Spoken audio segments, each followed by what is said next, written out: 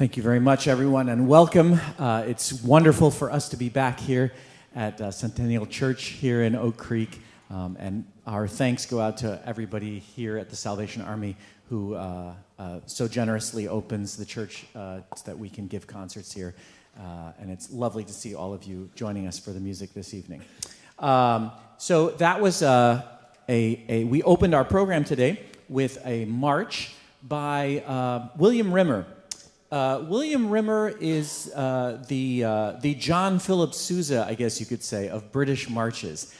He's very, very prolific and has written dozens and dozens, if not hundreds, of marches for the British-style brass band. And so it's great to feature one of his pieces on our program tonight. If any of you have been following the Milwaukee Festival Brass for any length of time, you will be familiar with the person who is responsible for the next item on our program.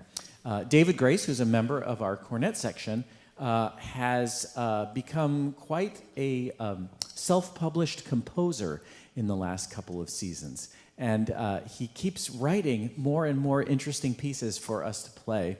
And I'm delighted to be able to feature not just one, but two world premieres on tonight's concert.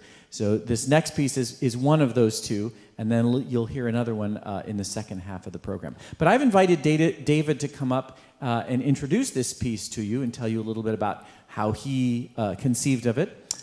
This is his Opus 7. The pieces are in the wrong order, by the way, on the program. I mean, they're in the order we're going to play them, but I programmed them in the wrong order. He has Opus 6 and 7 on the program tonight.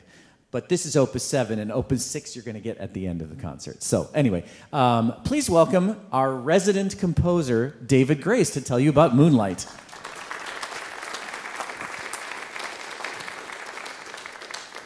Thank you. For some time, I've been writing and arranging music for different genres most of my adult life, and I'm just a beginner when it comes to brass band music. So as such, I like to try different things like an uptune or a ballad or a original work or something in a minor key or whatever. For many years, Moonlight Sonata has just captured my attention, and the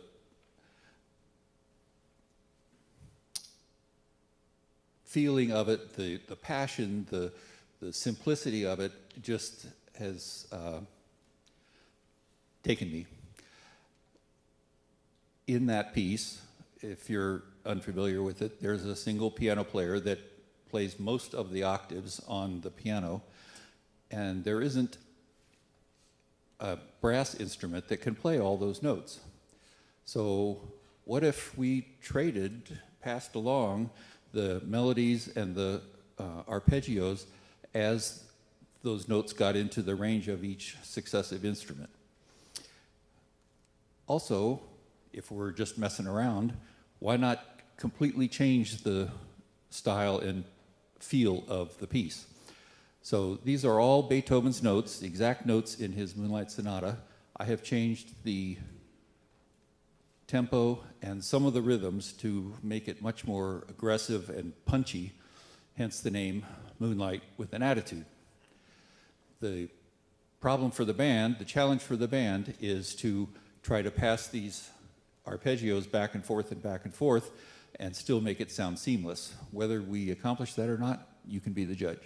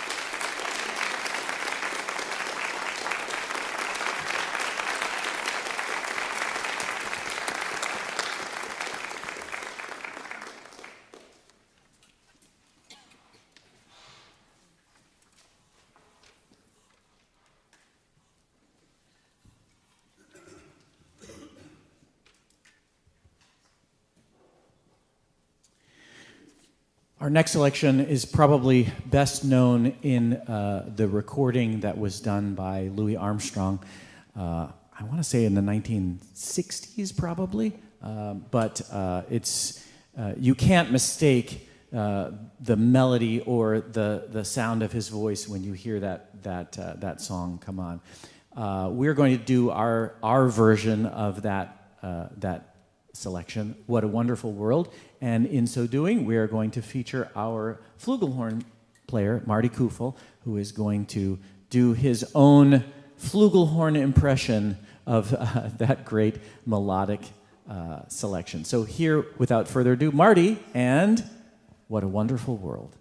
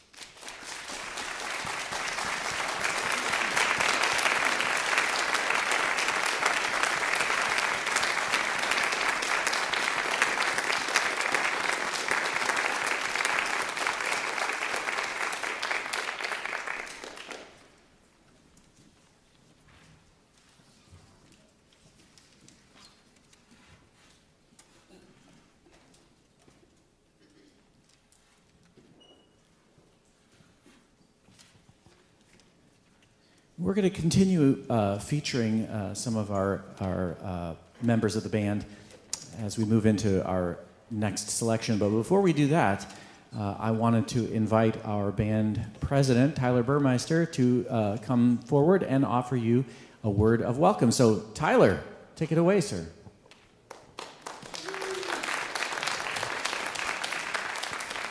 All right. Thank you. Good evening again. Welcome. We're so glad to see you all here tonight to share our concert again with us, Milwaukee Festival Brass. And we're again delighted to be here in Oak Creek. Thank you again to the Salvation Army and Centennial Church for hosting this concert here. A couple things. If you saw when you came in, we have some items for sale. So during intermission, if you didn't get a chance to really look at them when you came in the door, you might want to look at those a little bit more. We have some new batches of Eddie's Awesome Jam. We've got some strawberry rhubarb and cherry flavors out there. Check those out, along with some other MFB items that you can purchase to help support the band. The next thing we have coming up for the band after our concert this evening is we are in contest mode. We are preparing for our return to the North American Brass Band Championships, which will be in Fort Wayne, Indiana this year, the first weekend in April.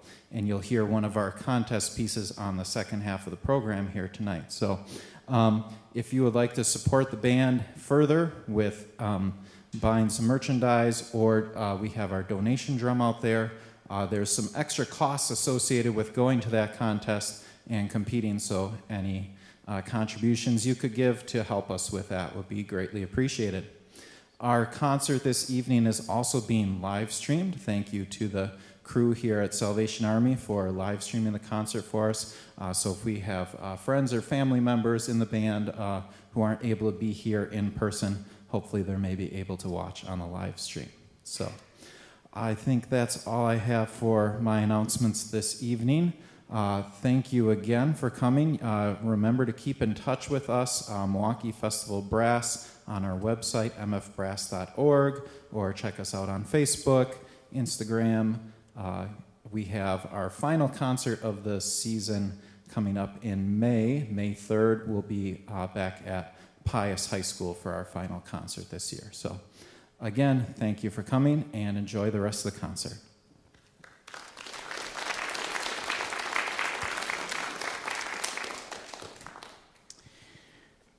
So our next piece is going to feature Jared, our principal euphoniumist.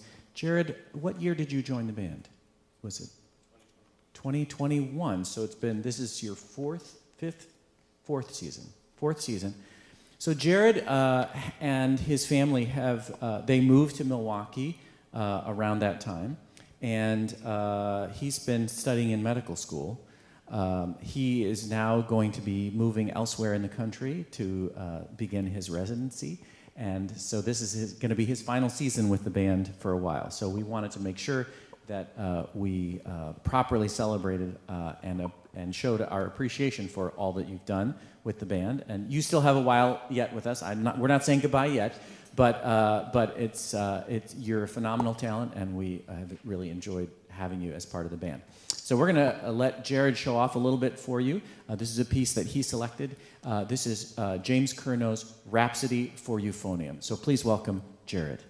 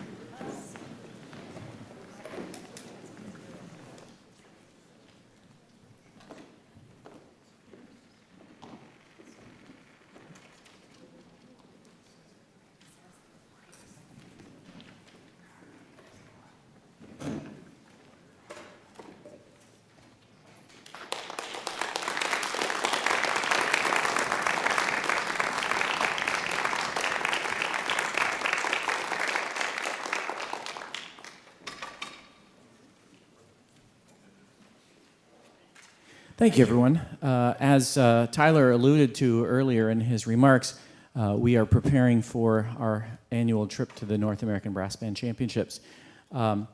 Competing maybe feels like an unartistic thing to do in music, but it actually has a very long tradition in many fields of music, but in particular as it pertains to brass bands. Right from the very beginning, brass bands had disagreeing opinions about which town and which village and which coal mine had the best brass bands, and they promptly sought to settle those disputes by setting up an elaborate system of contesting, and one that actually has survived largely intact right down to today.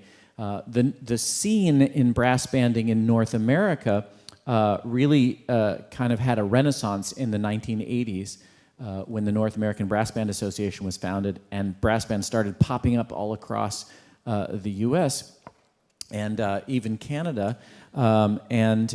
We in about 4 weeks, we will be traveling to Fort Wayne, Indiana, where 41 bands from across the U.S. and the largest number of bands we've ever had from Canada are going to come down and join us at the contest. Now, the way a brass band competition works, it's spread across 2 days. The contest is divided into different classifications or sections of the contest. Each section can have our section, the second section of the contest, will have, I believe, 11 bands competing in it this year. And the rules are such that on Friday, all of the bands in your section of the contest will have an assigned piece that they have to play. So there will be 11 bands taking the stage one after the other, all playing the same piece of music. And there are 3 judges at the back of the hall that are shrouded with like a fabric, so they can they can hear everything perfectly, but they just can't see the band. Bands are not identified by name. It's just band D or whatever. Everyone in the audience knows who it is because they can read it in their program, but the judges don't know. The second day, everybody comes back and plays in a different order. So it's all mixed up, so the judges can't even compare which band went first, second, third, whatever. And on the second day, bands can perform a piece of their own choice. The piece that we're about to play for you now is our choice selection for the competition. This is Etienne Crozatz's Sinfonietta No. 3. It's a marvelous piece of compositional writing, one of the most exciting pieces to come out for brass band in quite a long time, I think, especially for bands at this stage of their competitive journey. It's all based on a 5-note motive that you're going to hear right at the outset of the piece. And then everything that happens in the piece after that is a spin-off from that. He takes these 5 notes and recombines them in different keys, different harmonies. He uses them melodically, uses them forward and backwards. He even combines them into their own chord structure and uses that to harmonize some of the other beautiful melodies that he writes in the piece. It's really a very inventive and clever piece of writing. And so we hope that you enjoy this performance of Sinfonietta No. 3.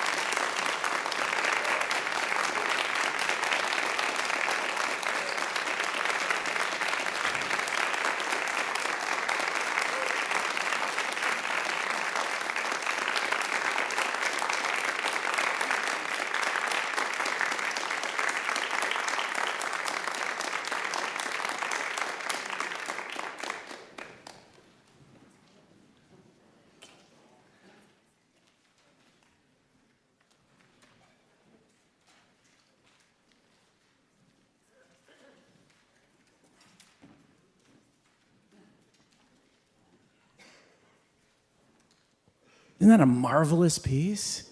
It's, yeah, thank you very much. I'm so tremendously proud of all the work that the band has put in, and we have a few more weeks to spit polish it. But I'm just so thankful for all of the time and effort that they're giving.